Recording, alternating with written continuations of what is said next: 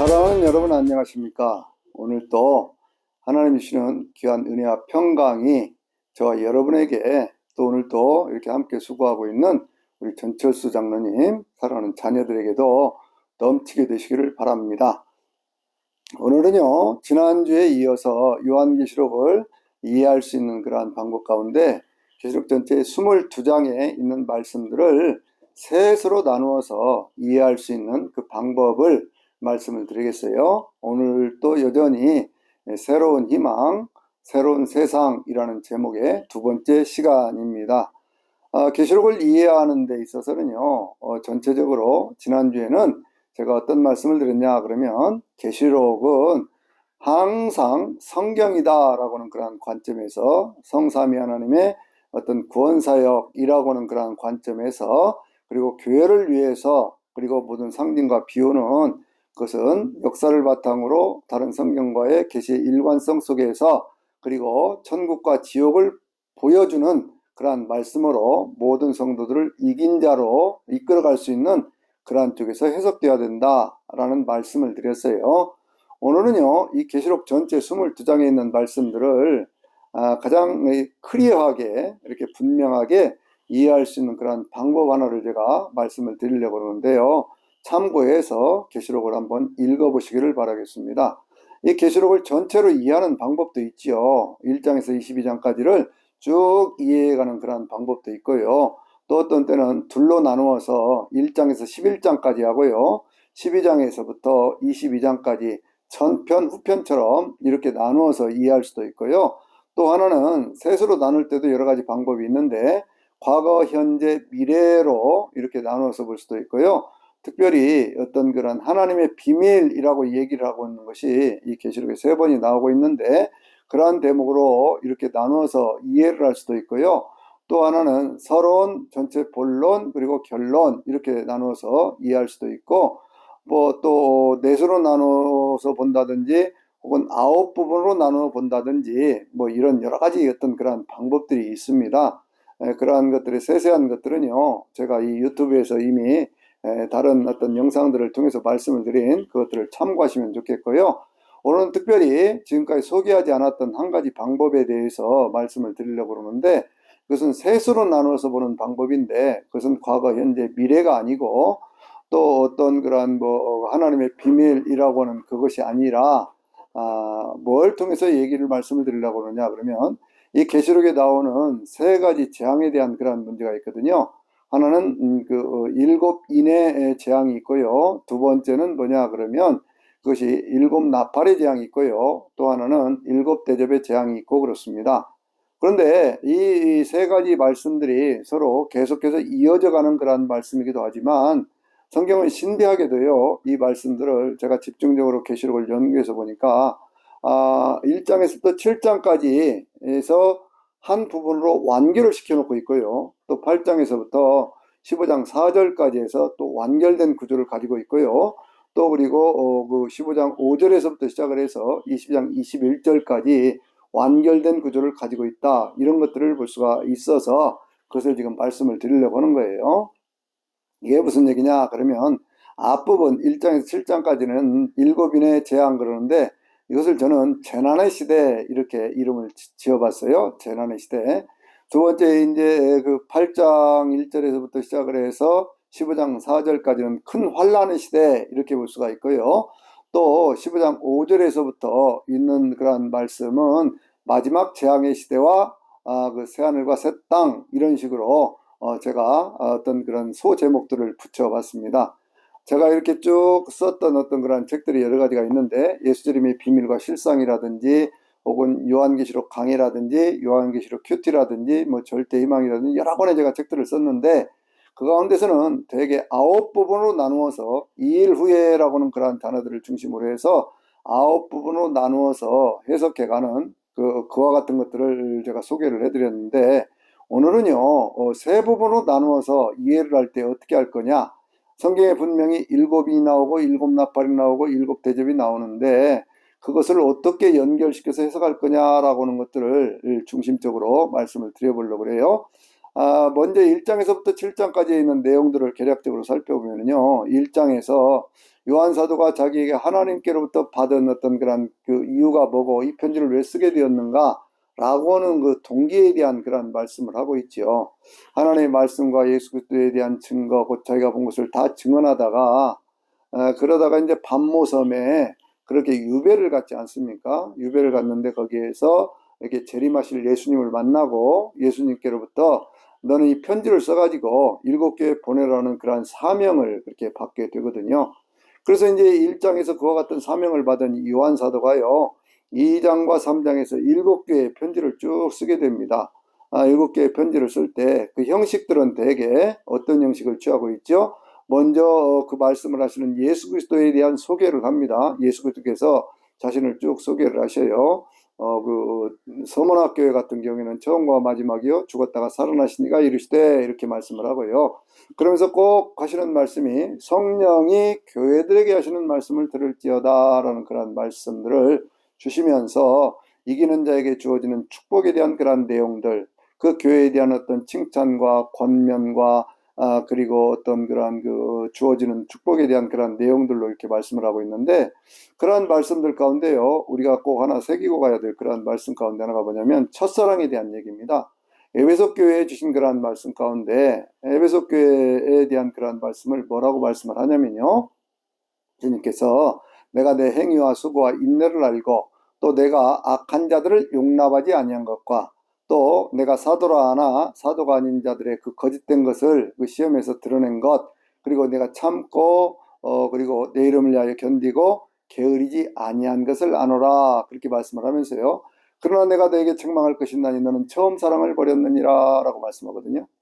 그러면서 내가 어디서 떨어졌는지를 생각하고 내가 다시 돌이켜서 처음 행위를 가지라. 만일 그리하지 아니하면 내가 내게로 가서 내 촛대를 그 자리에서 옮기리라. 이런 말씀으로 쭉 이어져 가는데요. 이 첫사랑이라고는 말씀을 하거든요. 그래서 제가 이 성경 말씀을 묵상을 하면서 느낀 것은 뭐냐면, 아니 이 교회가 얼마나 참 아름다운 교회입니까? 거기에 행위와 수고와 인내를 한다고 주님 말씀하잖아요. 악한 자들, 그 예수 그리스도를 부인하는 자들까지 그건 용납도 하지 않습니다. 더 나아가서 자칭 사도라지만 사도가 아닌 자들 그 시험에서 그 거짓된 것을 드러낼 정도로 영적인 분별력과 영적인 지식이 뛰어난 교회예요. 그에도 여러 가지 칭찬할 것들이 많은데 이거 전부가 사랑 아니겠습니까? 근데 왜 그 모든 사랑들을 그렇게 하고 있는데 주님의 눈에는 첫사랑을 버린 것으로 보였느냐 그거예요. 첫사랑이 뭐냐 그런 것을 제가 이렇게 성경 원문에 있는 것을 찾아보니까 그건 아가페라는 사랑이, 그래 사랑은 아가페적인 사랑이니까 그러겠지, 뭐 에로스적인 사랑은 아니었겠지, 뭐 그렇게 이제 그것까지는 그 뭐 동의를 합니다. 저도 동의를 하는데, 근데 여전히 첫사랑을 버렸다라고 말씀하시는 그게 뭐냐, 버렸다고 하는 것은 끊어졌다고는 그런 건데 왜 그렇게 첫사랑이라고 얘기를 하느냐. 그래서 또 이제 영어 성경들을 여러 가지로 찾아봤더니 거기에는 first love 이렇게 돼 있더라고요. 퍼스트 러브라는 게 뭐예요? 퍼스트, 세컨드, 서드 하는 것처럼 우선순위에 대한 문제지요.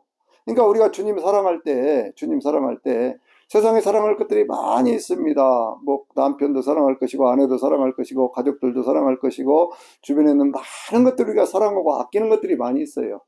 그런데 진정으로 우리가 주님, 예수 그리스도를 정말 첫 번째 사랑으로 그렇게 삼고 늘 그렇게 살아가느냐 그거예요. 그 뜨거움을 간직하고 그 아름다움을 간직하고 주님을 위해서 충성하고 헌신하는 것이 그 모든 것들보다도 먼저 있느냐 그거거든요. 그런데 에베소 교회는 교회가 세워진 지 수십 년이 지나가면서 다른 것들은 다 잘하고 있는데 주님을 첫 번째로 섬기는 그러한 것들에 대해서는 그걸 놓치고 있었다, 그런 얘기예요.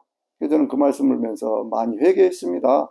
저도 역시 그런 것 아닌가. 수십 년 목회를 하면서 내가 주님을 가장 처음 그냥 첫 번째로 그렇게 사랑을 하고 있는가, 그런 것들에 대해서요 다시 한번 생각해보고 다시 한번 회개도 하고 그랬었는데, 그런 말씀들도 우리가 새겨가면서 그렇게 봐야 될 필요가 있어요.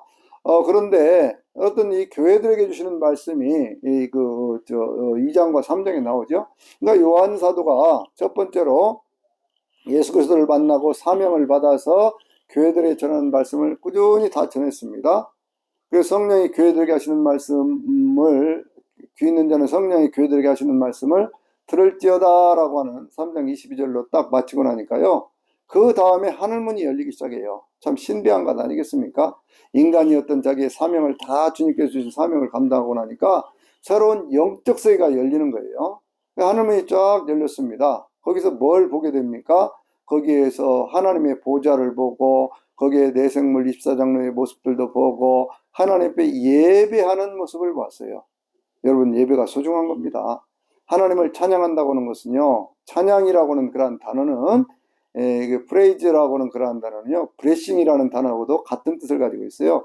축복이라는 그러한 뜻하고 같이 가지고 있습니다. 그러니까 내가 하나님을 많이 찬양하면 찬양할수록 내 인생의 축복이 그렇게 쌓여지는 그러한 것이고, 내 삶에 저주를 물리치고 구원의 역사를 이루는 강력한 무기가 바로 이 찬양이거든요. 그러니까 하나님을 찬양하는 그러한 모습들로, 그러니까 거기에는 어둠이 없고요, 거기에는 저주가 없는 그러한 역사가 그래서 이루어지는 것입니다. 그러니까 내 생물이 쉬지 않고 그렇게 찬양을 하는데, 그 찬양하는 가운데 5장에 있는 그러한 말씀 보면은요, 예수님께서 두루마리를 취하시면서 그러면서 이제 심판주로 등극하시는 바로 그 모습이 나오고 있거든요. 그렇게 심판주로 등극하실 때 거기 있는 내생물이라든지 입사장로들이 바닥에 엎드려서 그렇게 두루마리를 취하시고 그인을 떼기에 합당하시니 이는 일찍이 죽임을 당하사 그의 피로 나라와 족속과 백성과 방언들의 사람들을 사서 그의 아버지 하나님께 드리시고 그들을 나라와 제사장으로 삼으셨으니 그들이 땅에서 왕 노릇하리로다 라는 그런 말씀을 하거든요. 나라라고 하는 것은 네이션으로도 번역할 수 있고 킹덤으로 번역을 할 수가 있는데 하나님의 왕국이라는 거예요. 예수님께서 우리를 나라와 제사장으로 삼으셨다 그럴 때도요, 킹 제임스 성경 같은 데서는 킹스 앤드 이렇게 번역을 하고 프리스트 이렇게 번역을 하고 있거든요. 그러니까 이 왕들과 제사장들 이렇게 번역을 하고 있거든요. 그러니까 이제 하나님께서 그런 역사를 이루어 주시는 것이 바로 예수 그리스도께서 두루마리를 취하시면서 이제 모든 구원의 역사들이 이루어져가는 그러한 과정 속에 되어지는 일이다 이렇게 말씀하고 있는 거거든요. 그래서 이제 예수 그리스도의 어떤 그러한 그 심판주로 등극하신 다음에 예수님께서 이 두루마리에 있는 7인을 떼기 시작하시죠.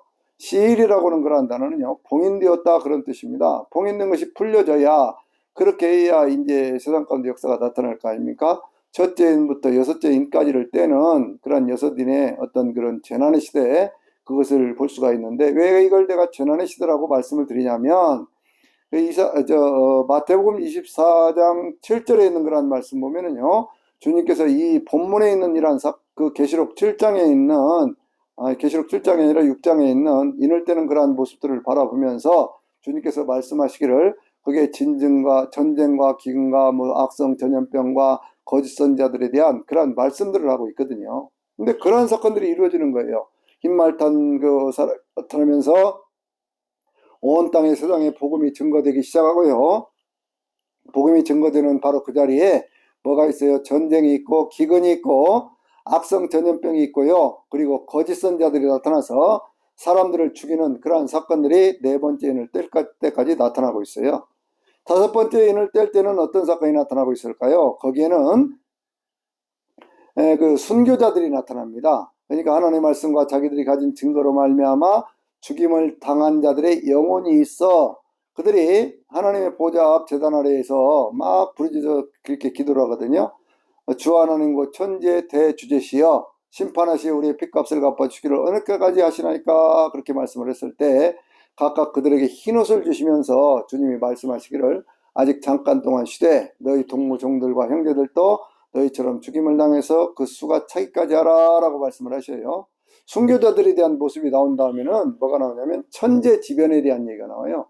해는 검은천으로 짠 상복처럼 어두워지고 그 달은 핏빛처럼 그렇게 되어버리고 그리고 이제 하늘에 있는 별들이 마치 무화과 나무에서 큰 그 바람에 설익은 열매들이 땅에 떨어지는 것처럼 그게 떨어지는 그러한 모습이 나오고요. 하늘은 두루마리가 이렇게 천에 말려서 이렇게 사라지는 것처럼 그게 사라져버리고 거기에 있는 섬과 산악들 모든 것들이 견고하다고 생각되었던 그런 것들이 싹 사라져버리면서 그럼 거기에는 왕들과 왕족들과 장군들과 상인들과 강한 자들과 자유자들과 종들 뭐 이런 자들이 산과 바위의 굴틈에 숨어요. 그 속에 숨어 들어가서 뭐라고 얘기를 하냐면 그렇게 얘기를 합니다. 그것들에게 얘기를 하기를 우리의 무너져 내려서 그래서 그 보좌에 앉으신 이와 어린 양의 진노의 날에서 우리를 피하게 하라. 그들의 진노의 날이 다가왔으니 누가 등이 그 앞에 서리요 라고 17절에서 그렇게 마무리를 하거든요. 그러니까 이제 이런 천재지변이 일어나고 그러면서 온갖 재앙들이 일어나고 천재지변도 일어나고 그런 때 그 속에 도대체 구원받을 자가 누가 있느냐라는 그러한 부르짖음이 일곱인의 재앙 가운데 마지막에 주어지는 그러한 말씀이거든요. 그런데 거기에 대한 결론을 어디서 맺고 있느냐 그러면 7장에서 하고 있는 것이죠. 그래서 거기에 14만 4천, 그 유명한 14만 4천, 그리고 흰옷 입은 무리가 거기에 나오는 거예요. 먼저는 14만 4천은 어떤 사람들이냐 그러면 천사가 나타나서 인을 치는데 3절에 있는 그런 말씀을 보면은요, 우리 하나님의 종들의 이마에 인을 칠 때까지라고 얘기를 하고 있어요. 그들의 정체가 뭐요? 하나님의 종들입니다. 하나님의 종들. 하나님의 복음을 들고 자기 목숨을 다 바칠 때까지 그렇게 하는 참 이스라엘들, 그런 사람들 가운데 구별된 주의 종들이거든요. 이 사람들에 대한 얘기는 14장에 가서 보면요, 아주 정확하게 그들이 어떤 사람들인가에 대해서 설명을 하고 있어요. 무슨 이단에 속한 자들, 이단의 교적부에 그림이 있는 사람들, 그런 사람들에 대한 얘기가 아니에요. 이거는 분명하게도 그것은 하나님께서 하나님의 복음을 전하기 말세지말에 세워지는 주의 종들에 대한 얘기고, 그들에 대해서 위에서 구원받는 사람들에 대한 내용이 흰옷 입은 무리라고 하는 거예요. 이걸 우리가 어떻게 할 수 있느냐 그러면, 제가 그 9가지로 나누어서 이 계시록을 살펴보니까 그 가운데 이루에라는 단어가 나오는데 1, 2, 3장이 있은 다음에 4장 1절에서 이루에가 나오고요. 그 다음에 6장까지가 마친 다음에 7장 1절에 또 한번 나오고요. 또 7장 8절에 또 나오고 그러거든요. 그러니까 사건들을 이렇게 나누어 가고 있는 거거든요. 근데 그런 사건들을 나누어 갈 때 14만 4천하고 흰옷 입은 무리를 나눕니다. 흰옷 입은 무리는 어떤 무리냐 그랬더니 14만 4천 된 마지막에 베냐민 지파 가운데서 12,000명이더라. 그래갖고 14만 4천이 완성되고 나니까 그 다음에 2일 후에 새로운 장면을 보는데 각 나라와 족속과 방언과 백성에서 아무도 잴 수 없는 큰 무리가 나오는데 그들은 흰옷을 입고 손에 종려나무 가지를 가졌더라. 그렇게 말씀하고 있어요. 그래서 그 무리들이 나와갖고 하나님 앞에서 찬양을 합니다. 구원은 하나님께 우리 어린 양에게 있다고 찬양을 하니까 그게 이제 천사들이, 모든 천사들이 하나님 앞에 찬양하는 그런 모습이 나오죠. 찬송과 영광과 지혜와 어떤 그런 권능과 부귀와 힘과 어떤 이런 것들, 그것들이 다 누구에게 있다는 거예요? 하나님께 있다. 그렇게 찬양을 하고, 그러면서 그 천사들이 있는 그 찬양 가운데 한 사람, 그 장로 한 사람이 화답을 하면서 하는 얘기가, 이들이 누구냐라고 묻고, 요한사도가 당신이 아시지 않습니까? 주님이 아시지 않습니까? 거기서 말하는 주님은 존칭어거든요. 그렇게 얘기를 하니까 이들은 큰 환란에서부터 나오는 자들인데 어린 양의 피에 그 옷을 씻어 희게 하였느니라 라고 말씀하고 있어요. 그러니까 이것이 그 어린 양의 피에 그 옷을 씻어 희게 한 큰 환란에서부터 나오는 자들, 그런 사람들이라는 거예요. 그래서 그들이 모두가 다 구원받은 하나님의 백성 전체를 통칭하는 그러한 모습으로 나오는데, 거기에는 어린 양의 피, 곧 예수 그리스도의 피의 능력이라고 하는 것이 강조되고 있지요. 그러면 이들은 어떻게 되느냐, 앞으로 어떻게 되느냐? 이것이 이제 결론인데 15절부터 17절까지 있는 말씀이요. 그들은 하나님의 성전에서 직접 주님을 섬기는 그러한 모습으로 보여집니다. 하나님께서 친히 그들의 장막을 치셔요. 그래서 그들이 다시는 굶주리거나 목마르지 않아요. 그들이 다시는 어떤 해나 뜨거운 기온에 상함을 받지 않습니다. 왜? 보좌 가운데 계신 어린 양이 친히 그들의 목자가 되사 그들을 생명수샘으로 인도하시고, 하나님께서 친히 그들의 눈에서 모든 눈물을 씻어주실 것임이니라 라고 말씀하고 있어요. 이 15절부터 17절까지 있는 이 말씀은요, 그 계시록 21장에 있는 그러한 말씀하고도 똑같은 그러한 내용을 말씀하고 있거든요. 그러니까 1장에서부터 7장까지가 완결된 구조를 가지고 있는 겁니다. 그것은 예수 그리스도를 만났어요. 교회의 말씀을 전합니다. 사명을 다하고 있었더니 하늘문이 열리면서 하나님을 보고, 그리고 거기에 예수님께서 심판주가 되시는 모습을 보았어요. 예수님께서 어떤 심판의 어떤 그러한 역사, 전 역사 속에서 이루어지는 심판의 모습을 보여주었습니다. 그러한 재앙 가운데서 누가 과연 구원을 받겠느냐 그랬더니 하나님 앞에 충성하고 봉사했던 14만 4천, 그리고 그들에 의해서 복음 전도를 받고 하나님 앞에 구원받은 어린 양의 피에 그 능력을 힘입은, 그래서 그것을 희게 함으로 해서 성결한 영혼이 된 그들의 구원인데, 그들의 구원은 다시는 목마르거나 굶주리도 않을 뿐만 아니라 어떤 뜨거운 기운이나 어떤 잘못된 것들에 대해서 어떤 상함을 받지도 않고 절대적인 어떤 그런 하나님의 만족, 보호, 뭐 인도함, 그러면서 위로 이런 것들이 가득 차 있는 그러한 세상으로 주님께서 우리를 인도하신다 이렇게 말씀하고 있어요. 이게 어찌 보면 계시록은요, 이 1장에서부터 7장까지만 보더라도 전체 내용을 다 알 수가 있는 거예요. 자, 두 번째 시대가 어떤 시대라고 그랬죠? 큰 환란의 시대입니다. 큰 환란의 시대는 8장에서부터 15장 4절까지에 있는 그런 말씀들인데요. 이러한 말씀들의 대개 구성은 이렇습니다. 첫째로 이 성도들의 기도가 있어요. 기도가 하나님 전에 상달되어집니다. 그러니까 새로운 역사는 어디서부터 이루어지는 거예요?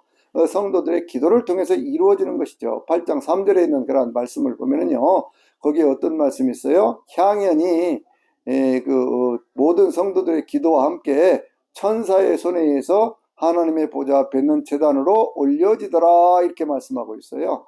그러니까 우리의 기도, 모든 기도는요 하나님께 상달이 되어집니다. 상달되어지니까 거기서 일곱 나팔을 받았던 그 천사들이 일곱 나팔을 불기 시작하면서 이 땅에 일곱 나팔의 재앙 가운데 6개의 그 재앙이 임하는 그러한 모습이 바로 그것이 이제 8장과 9장에 나오는 그러한 말씀들이죠.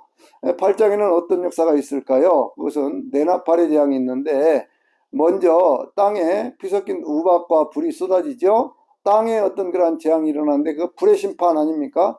두 번째, 바다가 그것이 나팔이 불기 시작하면서 불 붙은 큰 산 같은 게 떨어지니까 바다의 3분의 1이 피가 돼요. 피의 재앙이잖아요.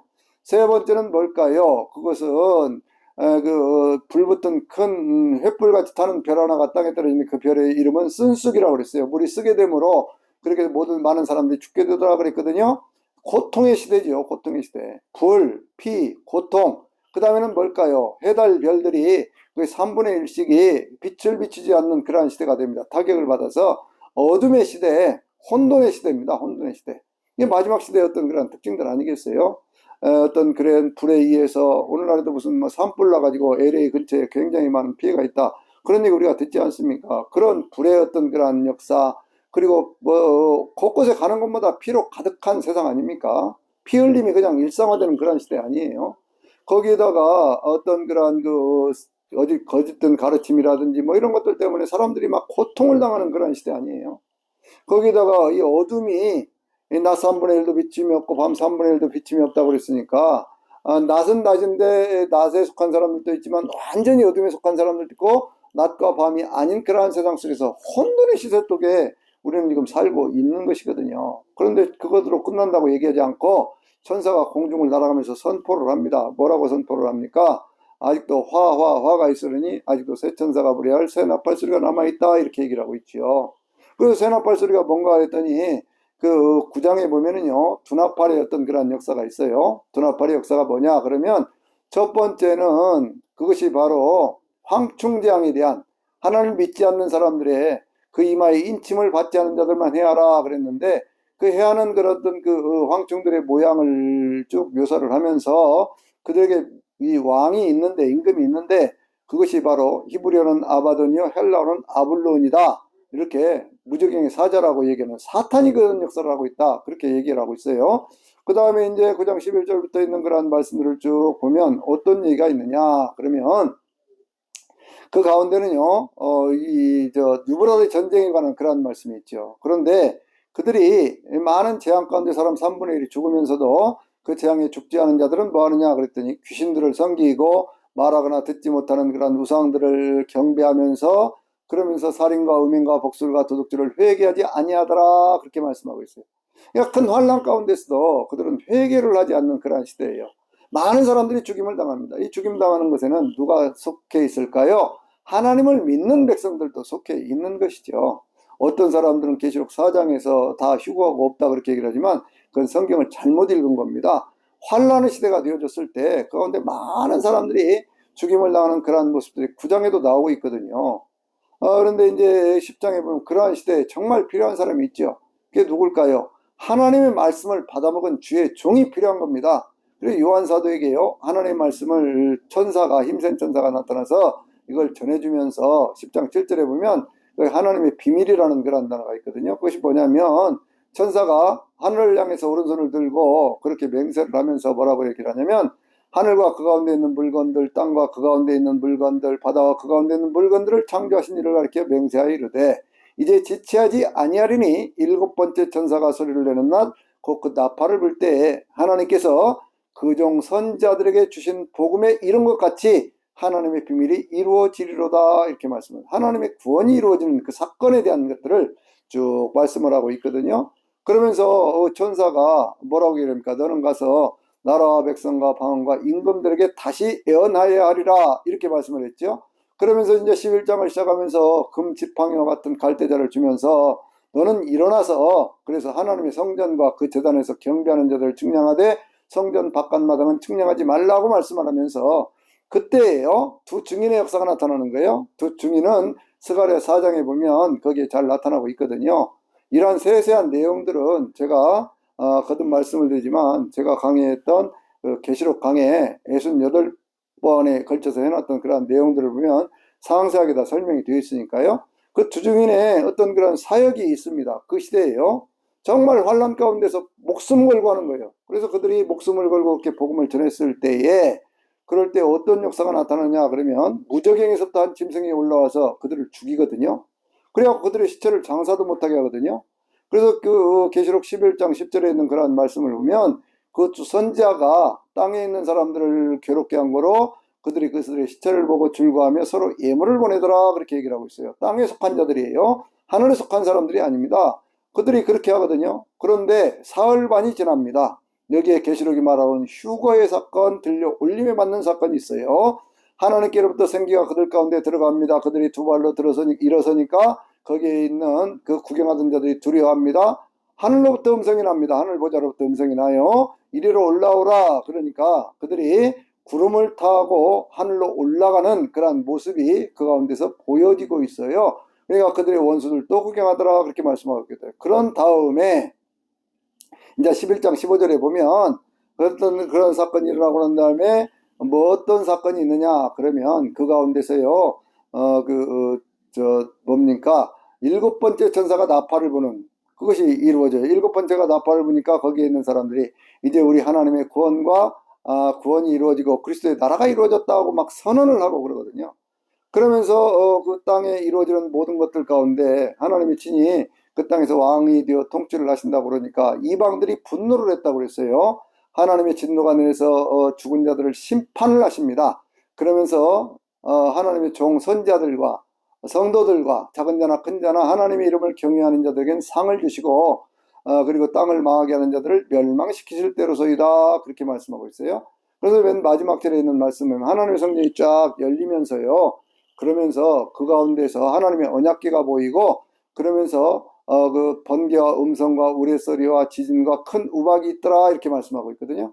이 내용은 뭐냐면 이제 16장에 가서 보면요. 16장에 가서 보면 그러한 모든 사건들이 이루어지는 모습들을 볼 수가 있어요. 그런데 이러한 어떤 그런 고통을 가져다 주는 짐승의 역사는 과연 그 배후에 뭐가 있느냐라고 얘기를 할 때 12장에 보면서 보면 그 해를 입은 어떤 그런 해를 옷처럼 입은 그런 여자가 나타나지 않습니까? 진리로 이렇게 입고 있는 그런 여자예요. 구약시대의 교회 또 신약시대의 교회를 상징하고 있는데 그리고 거기에 또 하나가 나타나는 게 있죠. 그것이 바로 일곱 머리 열 뿔 가진 용이에요.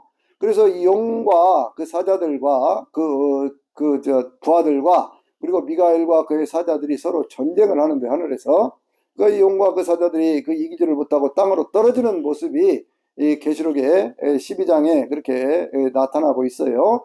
그래야 떨어진 그것들이 무엇을 하느냐 그러면 땅에 내려와 가지고 그렇게 해 가지고 이제 그 아이를 낳은 여자를 핍박을 합니다. 그래서 막 그 뱀이 용 곧 앱뱀 마귀 사탄이라고 이름을 하고 있는데 그것이 막 물을 토해내면서 강같이 토해내면서 그 여자를 떠내려가게 하려고 그러는데 그런데 그 용이 토해낸 그것을 땅이 다 삼켜버리거든요. 그 용이 그 여자에게 화를 내면서 그 맨 마지막 절 12장 17절에 있는 말씀을 보면요. 거기 뭐라고 얘기를 하고 있냐면 거기에 그 하나님의 계명을 지키고 예수의 증거를 가진 자들과 싸우려고 용이 그 바다 모래 위에 서 있더라 그렇게 말씀하고 있어요. 그러니까 하나님의 계명을 지키는 사람들 그리고 하나님의 어떤 예수의 증거를 가진 사람들과 싸워서 죽이려고 하는 그러한 역사는 바로 사단의 역사라는 것이고 그 사단이 부리는 두 종류가 뭐냐? 바로 그것이 성경에 나타나고 있는 13장의 두 짐승의 역사예요. 첫 번째 짐승, 바다에서 올라온 짐승은 역사적으로 나타났던 일곱 머리 열 뿔이니까요. 그것이 애굽에서부터 시작을 해서 아수르, 또 뭐 바벨론, 그리고 페르시아, 헬라, 그리고 로마에 이르기까지 이게 6개고 일곱 번째는 아직 나타나지 않았다고 그랬으니까 일곱 머리 열 뿔 가진 그런 그 용들의 어떤 그런 그 권세를 받은 그 짐승의 역사, 그것은요 세상 가운데 있는 모든 악한 권력들에 대한 얘기를 하고 있거든요. 그래서 거기 보면 여기 13장 8절에 있는 그런 말씀 보면요, 창세 이후로 어린 양의 생명체에 그 이름이 기록되지 못한 자들은 누구든지 다 그 짐승에게 경배하게 되리라 라고 말씀하고 있어요. 그러면서 계속해서 이어지는 그런 말씀이 뭐예요? 이제 마땅히 사로잡혀 갈 자는 사로잡혀 가게 되고 칼에 상하여 죽게 될 자는 칼에 상하여 죽게 되리니 성도들의 인내와 믿음이 여기에 있느니라 라는 그런 말씀이거든요. 그러면 그런 것들을 정당화시켜주고 그와 같은 것들을 세상 도처에 퍼치는 것을 뭐라고 얘기를 하는 거예요? 그것을 거짓 선자라 그렇게 얘기를 하는 겁니다. 그 거짓 선자들의 모습이 드러나고 있는 것이 13장에 있는 그러한 두 번째 짐승에 대한 그러한 얘기거든요. 그래서 이제 11절부터 18절까지 있는 그러한 말씀들이 그게 전부가 다 그것이 전부 어떤 그 짐승의 그러한 역사인데, 그러한 그 거짓 선자의 그러한 역사인데, 그것은 곳곳에다가 첫 번째 짐승의 우상을 만들어 놓고 그것을 경배하지 않는 자는 다 죽이게 하고 그 짐승의 우상에게 기운을 불어넣어서 말도 하게 하고 짐승의 표를 만들어서 그것을 가진 자에는 매매를 하지 못하게 하고 그러는데, 그 짐승의 표를 뭐라 그래요? 그 짐승의 표는 그 짐승의 이름이나 그 이름의 수라 그랬거든요. 그래서 그 지혜에 있는 뜻이 여기 있으니 총명한 자는 그 수를 재어보라. 그 수는 그 짐승의 수는 사람의 수니 666이니라 이렇게 말씀하고 있어요.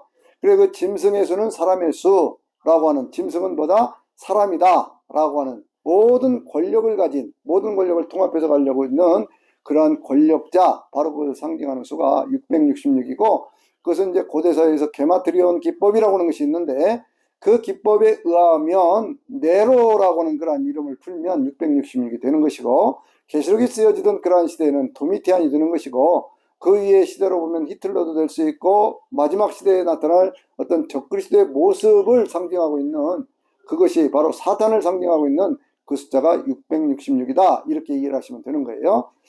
그래서 이제 14장에 있는 말씀을 보면 어떤 말씀이 있을까요? 거기는 먼저 그 14만 4천의 정체가 뭐냐라고 하는 것을 쭉 얘기를 하고 있죠. 그들은 하나님 앞에 찬양하는 사람들이고 또 여자와 더불어 더럽히지 않은 자들이고, 그러면서 그 어린 양이 어디로 가든지 따라가는 자들이고, 또 뭡니까? 그 땅의 속량을 본 첫 열매로 그렇게 하나님 앞에서 하나님과 어린 양에게 속한 자들이고, 그들의 입에는 거짓말도 없고 흠이 없는 자들이다 이렇게 말씀하고 있는, 바로 그 14만 4천이 어떤 존재냐라고 하는 것에 대해서 하나님의 종으로 산다고 하는 건 쉬운 일 아닙니다, 여러분들. 그런 모습들을 가지려고 부단히 노력해야 되는 것이고, 그렇게 함으로 해서 그 사명들을 감당할 수가 있게 되어지는 것이거든요. 그러면 14만 4천에 대한 얘기를 한 다음에 새 천사가 하나님을 섬기지 않고 그렇게 했던 그 모든 것들에 대한 그 멸망을 선언을 하면서요, 예수 그리스도에 의해서 알곡이 추수가 되고, 그리고 그 가라지가 추수가 되는, 포도송이가 추수가 되는 알곡 추수, 포도송이 추수에 대한 말씀이 14장에 나오고 있는데, 그 14장에 있는 그런 말씀들을 보면은요, 거기에 이제 예수님께서는 알곡들을 추수를 하셔요. 하나님을 믿는 하나님의 백성들을 추수를 하시죠. 그때 추수꾼으로 쓰임 받는 것이 천사들이고, 그리고 이제 그 포도송이 추수라고 하는 것은 죄인들, 악인들을 심판하는 그런 그 심판의 모습이거든요. 그래서 그 피가 말굴레, 말에 이제 그 고삐를 매는 거기까지 닿았고, 그리고 그 피가 1600 스타디움에 퍼졌더라라는 그런 말씀을 통해서 온 세상이 악인들의 피로 물들어가는 그러한 모습들을 보여줍니다. 그런데 그 말씀 다음에요, 15장 1절에서부터 4절까지에 어떤 말씀이 있냐면, 이제 마지막 재앙을 준비하는 그러한 모습들이 나오고 있는데, 일곱 천사가 일곱 대접을 받는데 이것이 마지막 재앙이라 하나님의 진노가 이것으로 마치리로다 이렇게 말씀을 하고 있거든요. 근데 그 재앙이 본격적으로 시작되는 것은 15장 5절부터 있는 그러한 말씀 속에서 되는 거예요. 그런데 거기에 뭘 하고 있는가 하고 봤더니 거기에 하나님의 보좌가 있는 그 보좌 앞에 있는 유리바다가 있는데 그것이 불이 섞여 있는 유리바다예요. 그 유리바다에 짐승과 그 우상에게 경배하지 아니하고 그 이름의 수를 이긴 자들이, 그렇게 말씀하고 있어요. 그러니까 이들은 누굴까요? 바로 어린 양의 피에 그것을 써 희귀한 흰 무리, 14만 4천을 그 포함해서 그 흰 무리에 속한 그러한 사람들이죠. 그러한 사람들이 그 하나님의 그 보좌가 있는 그 앞에서 하나님의 종 모세의 노래, 어린 양의 노래를 부르는, 찬양하는 그러한 모습이 나와요. 그 세상 가운데 무슨 핍박을 받고 고난을 당하고 어려움을 당하고 7장에 있는 말씀으로 보면은 그것이 큰 환란에서 나오는 자들이고, 그러한 큰 환란의 시대를 잘 이기고 믿음으로 이기고 이긴 사람들은 결국 어디에 있느냐? 14만 4천의 정도는 시온산, 하늘의 시온산, 하늘의 예루살렘에 있고, 그리고 또 거기에 이제 그 짐승과 그 우상의 그 이름의 수를 이긴 자들, 이긴 자들은 다 하나님의 보좌가 있는 그 유리바닷가에서 하나님을 찬양하는 모습으로 나와요. 그럼 하나님 주 하나님 주님이 하시는 일은 크고 놀라우시도다. 주님은 참되고 의로우시도다. 주님이 이렇게 심판하신 것은 정당하신 일이고, 그러면서 이렇게 하나님께서 모든 사람들 앞에서 주의 거룩하심을 나타냈으니 세계 모든 만민들이 누가 하나님의 이름을 경외하며 찬양하지 않겠습니까? 라고는 그러한 말씀으로 15장 4절까지에 있는 말씀을 마무리를 하고 있어요. 그러니까 이 내용이 상당히 긴 것 같지만 결국에는요, 8장에서부터 15장 4절까지 기도로 시작을 했습니다. 세상 가운데 재앙이 나타나기를 시작을 해요. 그러면서 그것이 큰 환란의 시대가 되지요. 그래서 그 8장과 9장에 있는 그런 사건으로 나타나는데, 그 시대에 필요한 것이 뭐예요? 하나님의 말씀을 받은 사람들, 그 10장에 요한사도와 같이 하나님의 말씀을 받은 사람들이죠. 그런 사람들 가운데 두 증인의 역사를 감당하는 사람들이 있고, 그들이 세상 가운데 고난을 당하고 죽임을 당하지만 사흘 반 후에 하나님께서 그들을 다시 일으키셔서 그래서 영원한 천국으로 인도해 가시는 거거든요. 그런 다음에 세상 가운데 이제 하나님이 일곱 번째 나팔을 부는 것은 마지막 재앙의 시대가 이렇게 될 때 이루어지는 그러한 사건인데, 그러한 고난을 가져다 주는 것이 누구냐? 바로 그것이 교회와 대척점에 있는 사탄이다, 그 말씀이에요. 사탄이 교회를 무너뜨리기 위해서 하나님의 계명을 짓고 예수를 증거를 가진 자들과 싸우려고 바다 모래에 있어서 두 짐승, 바로 바다에서 올라온 짐승, 땅에서 올라온 짐승, 그러니까 이제 적그리스도와 거짓 선자들을 통해서 그들을 핍박을 하고, 그렇게 하지만 그들 가운데 구원받은 14만 4천은 하늘의 시온산에 어린 양과 함께 있고, 그들의 이마에는 어린 양과 그 아버지 이름이 있고, 구별되어서 구원받았다고 하는 인침받은 사람들이라는 것이 분명하고도 확실하게 보여지는 바로 그러한 사람들이 거기에 있고, 그리고 하나님 앞에서 그 짐승의 수를 이기고 짐승의 이름을 이긴 그 사람들은 다 어디 있어요? 하나님의 그 유리바닷가에서 주님을 막 찬양하는 그러한 모습으로 보여진다, 그 말씀이에요. 그러니까 1장에서 7장까지 하는 말씀이나 8장에서부터 15장 4절까지 하는 말씀이 서로 짝을 이루고 대조해 가면서 그 내용들을 이루어가고 있다, 그 말씀이죠. 자, 이제 마지막 재앙의 시대, 이 시대의 15장 5절에서부터 22장까지 있는 말씀들을 제가 핵심적인 내용들을 중심으로 해서 말씀을 드려볼게요. 15장 5절을 보면 거기에는 누가 나오느냐 그러면 이 그 신천지 애들이 자꾸 그것을 가지고 자기들이 증거장막성전이다 그렇게 얘기를 하는데, 그거 아닙니다. 하늘에 있는 하나님의 증거장막성전이 열렸다 그랬어요. 하늘에 있는 하나님의 증거장막성전이에요. 이 땅에 있는 어떤 무슨 뭐 그런 것이 아니에요. 하늘에 있는 증거장막성전이 열렸을 때 그게 일곱 전사가 밝고 빛나는 세마포옷을 입고 가슴에 금띠를 띠고 나올 때에 네 생물들 천사장 가운데 한 사람이 그들에게 하나님의 진노가 가득 담긴 그 금대접 7을 그들에게 줘요.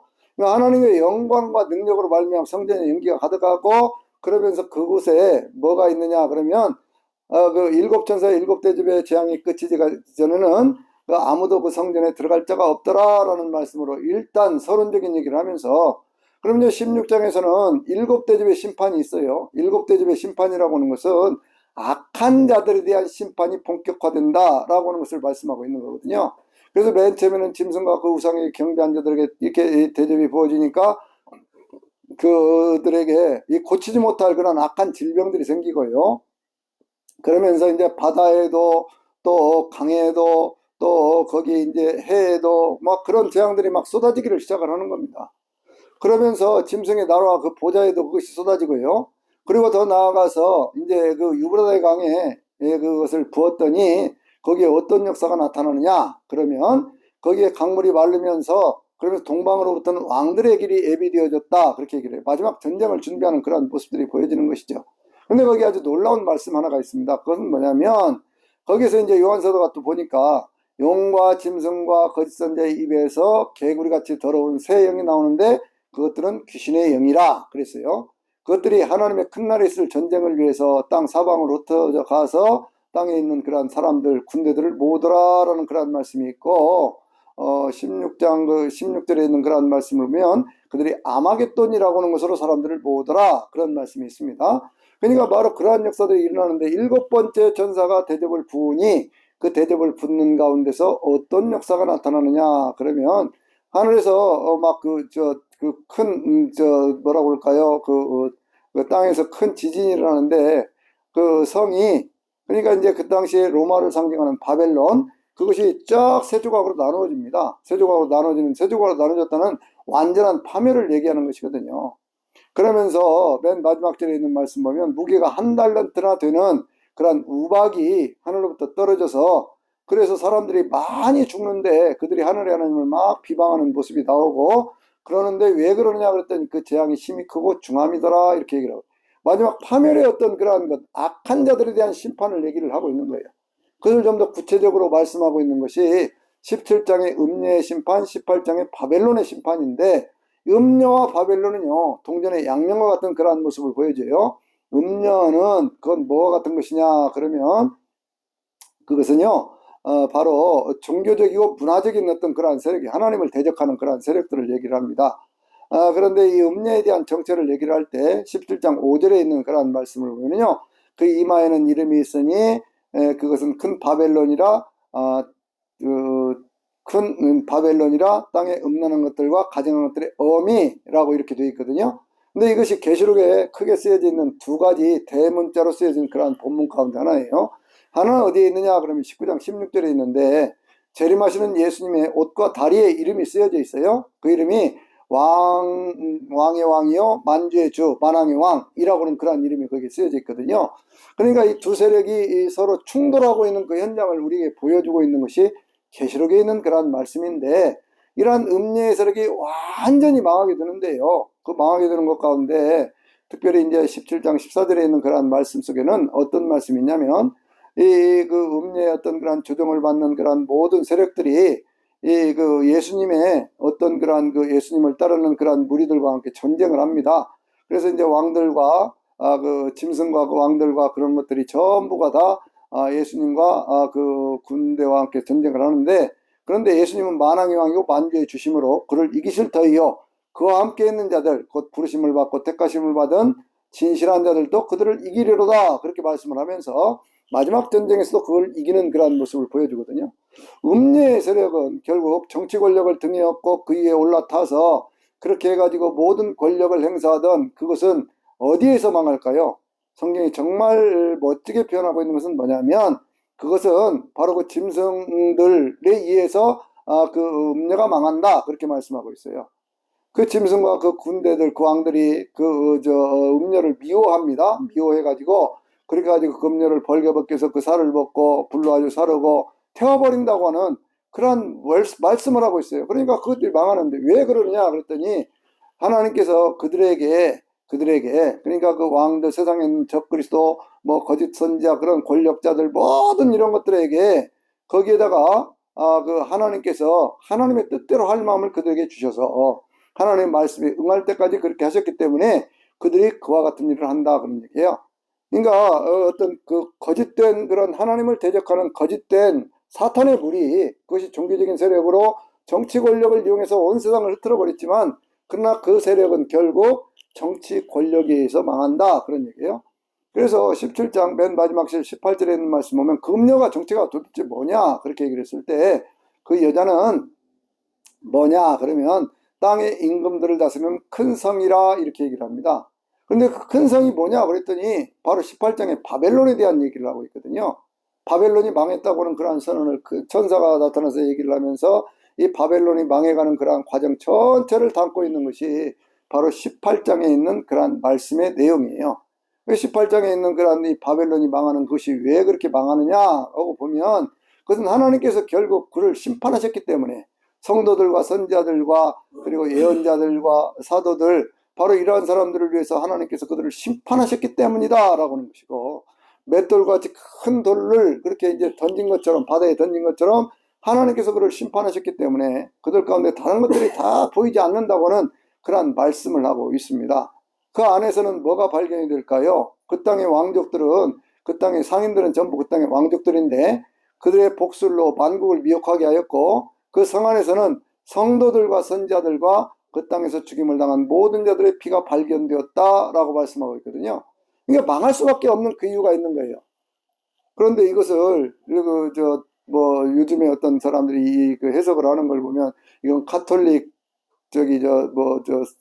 교회다 어쩌다 그렇게 얘기하는 사람들이 있는데, 시대별로 해석이 다를 수는 있으나, 그러나 그것을 그렇게 어느 일방적으로 어떤 그런 그 종교 거기에다 딱 뭉쳐가지고 그렇게 해서 해석하는 것은 굉장한 오류가 되는 것이고요. 성경 전체가 본류에서 말씀하려고 하는, 그러니까 이제 황제 숭배로 물들어 있던 그러한 세상 가운데 정치 권력을 정당화하는 거짓 선지자들의 모습이 음녀의 모습으로 나타난다고 하면, 정치 권력을 가지고 세상의 모든 것들을 통치하던 것들이 바벨론의 모습으로 나타나는 것이고, 이 모든 것들이 결국에는 하나님의 심판에 의해서 마지막 재앙에 의해서 망하는 것이다 라고 하는 거예요.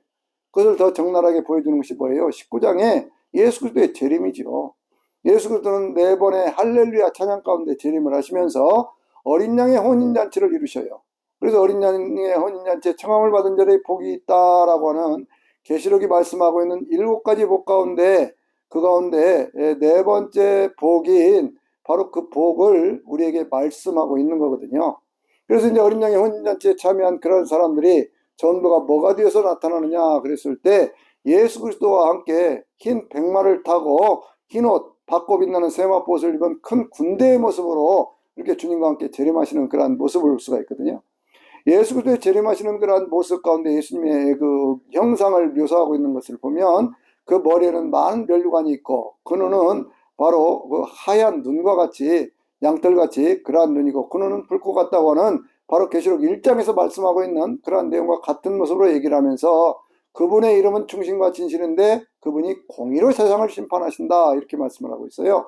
그러니까 공의라고 하는 것, 바로 하나님의 정의가 이루어지는 것, 그것이 예수님의 재림의 목적입니다. 그래서 그들이 막 하나님을 대적하고 예수 그리스도를 대적하면서 전쟁을 일으키다가 짐승과 거짓 선자가 산채로 붙잡혀서 불못에 던져지는데, 이 거짓 선자는 누구냐 그랬더니 어떤 이적을 행해가지고 그렇게 사람들의 손이나 이마에 짐승의 표를 받게 한 자들이거든요. 그래서 이것들이 산채로 붙잡혀갖고 불못에 던져지고, 그 짐승을 따르던 나머지 군대는 그 백마를 타신 분 바로 예수 그리스도에 의해서, 그 말씀에 의해서 전부가 죽임을 당하고, 그들의 시체는 전부 공중을 나는 모든 새들에 의해서 그것이 사라지게 되는, 그들이 배불리 먹더라 그런 말씀으로 마무리를 합니다. 그러면서 그 말씀은 사실 어디까지 이어져가냐면요, 20장 3절까지 이어져가는데, 왜냐하면 짐승하고 거짓 선지자만 잡히고 군대가 사라졌다고 문제가 해결되는 건 아니지 않습니까? 그러니까 그 다음에 뭐가 있어야 돼요? 바로 사단이 붙잡히는 모습이 나와야 되죠.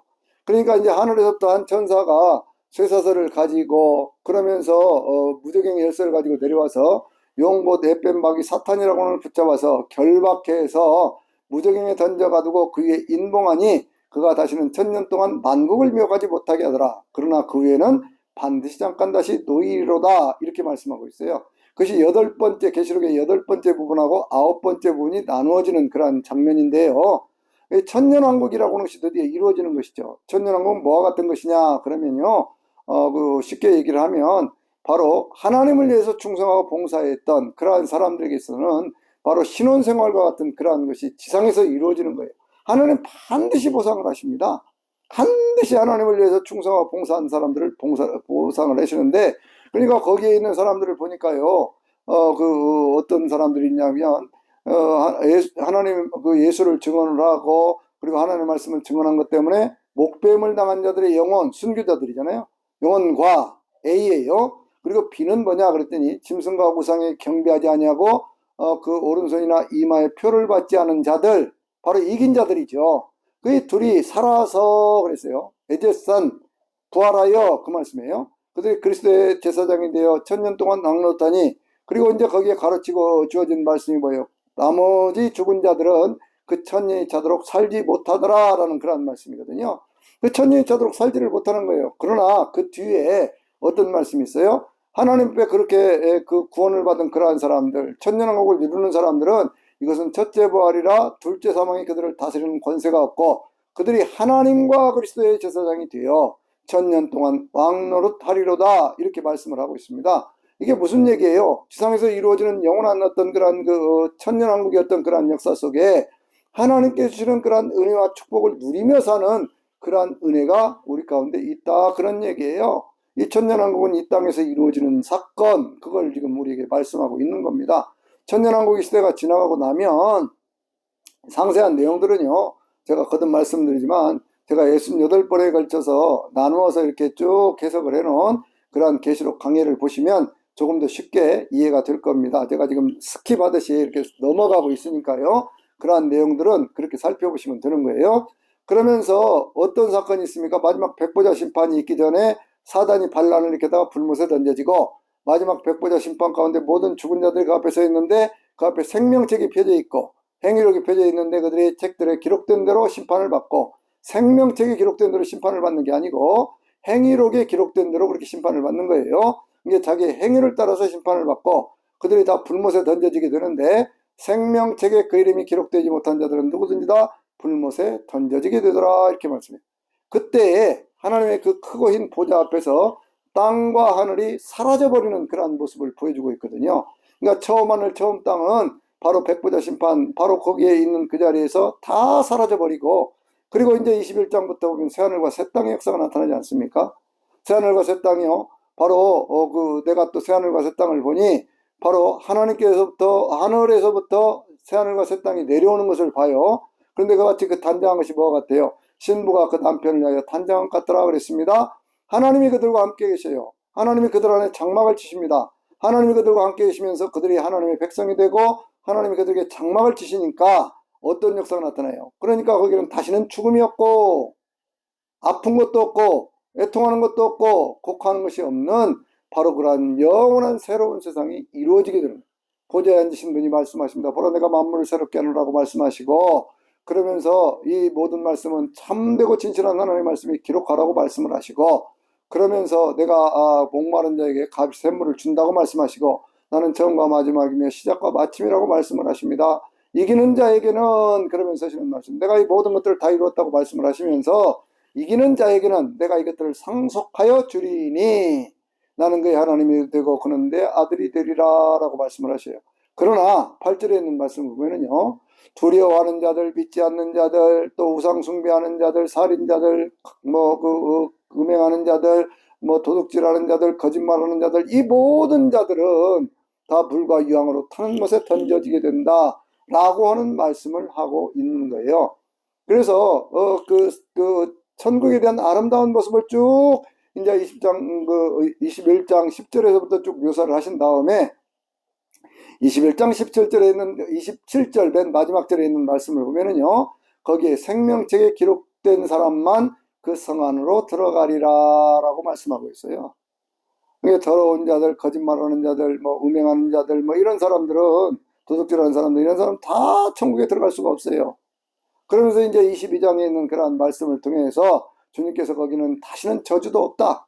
그리고 그들이 영원히 그들의 이마에는 아버지의 이름이 있어서 그들이 땅에서 왕노릇하리로다라는 그러한 말씀들로 그들을 축복을 하시면서 이 모든 내용들을 알게 하신 분이 누구라는 거예요? 바로 천사를 보내서 우리에게 하나님이 반드시 속히 될 일, 그러한 일들을 알게 하셨다. 그러니 자기 옷을, 계시록에 있는 7가지 복 가운데 6번째 복인데, 자기 옷을 빠는 자들, 이 두루마리에 있는 이 말씀들을 지키는 자들, 보라 내가 속히 오리니 이 두루마리에 있는 예언의 말씀을 지키는 자들에게 복이 있다, 이렇게 말씀을 하시는 겁니다. 그러면서 주님께서 이 예언의 말씀, 이거 인봉하지 말라, 이제는 다 가르쳐 주어라 라고 말씀을 하시고, 그리고 그들 모두에게 그 행한 대로 갚아준다. 내가 너희 각 사람에게 줄 상이 있어 너희가 행한 대로 갚아준다라고는 말씀을 12절에서 하고 있는 거예요. 이게 소망입니다. 예수 믿는 사람들에게는요. 행한 대로 갚아주시는 거예요. 내가 하나님 앞에 바르게 살고 충실하게 살고 올바르게 사는 것. 그래서 이제 맨 마지막에 하시는 말씀이 모든 사람들을 초청하시는 예수님의 말씀이 있죠. 예수님의 말씀이.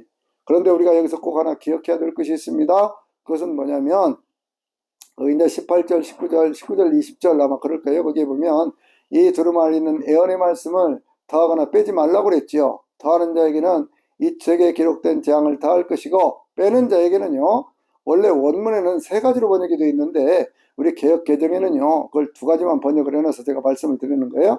거기는 뭐라고 말씀이 되어 있냐면 생명책에서 그 이름을 지워버리고 그리고 생명나무와 그 거룩한 성에 참여하면서 제하여 버리리라 이렇게 말씀이 되어 있거든요. 그래서 이 생명책이라고 하는 그러한 말씀도 계시록에는요 7번이 나오고 있어요. 7이라는 숫자 완전수인데 그렇게 하면서 맨 마지막이 뭡니까? 새로운 소망에 대한 얘기죠. 주님 오십시오. 오셔서 빨리 이 환난과 고난의 시대를 그걸 다 넘어가게 하시고 그러면 주님 우리를 구원하셔서 영원한 새하늘과 새 땅에 그 영원한 천국으로 우리를 인도해 주시오는 그런 소망이잖아요. 그래서 우리는 예수 믿는 사람은 항상 새로운 소망을 가져야 돼요. 항상 새로운 소망을 가져야 되고 그 새로운 소망이 결국 새하늘과 새 땅의 역사를 이룬다. 그래서 새로운 세상을 이루어간다 라고 하는 것에 대해서는 확신을 해야 됩니다. 계시록은요 예수를 믿는 사람들의 가장 큰 희망을 주는 책이고 새로운 세상을 바라볼 수 있는 이 죽음을 넘어서서 영원한 천국을 바라보게 하는 그러한 능력 있는 말씀이에요. 그러니까 이 말씀을 바로 해석해야 됩니다. 다시 15장 5절에서부터 22장까지 있는 말씀만 간략하게 제가 다시 말씀을 드려볼게요.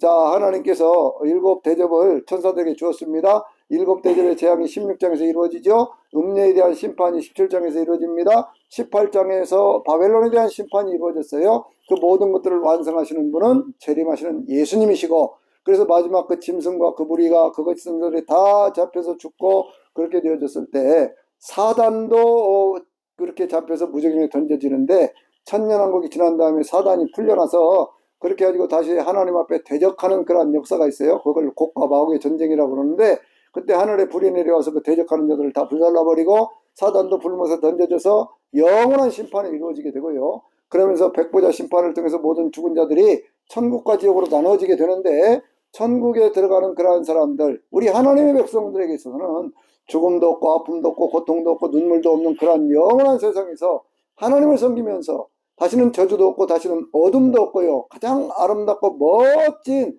그러한 삶으로 늘 하나님을 찬양하며 살게 된다라고 하는 것이 계시록의 말씀이에요.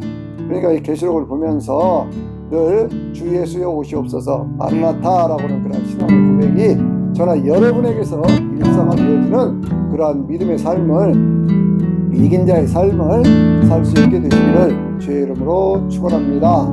아멘.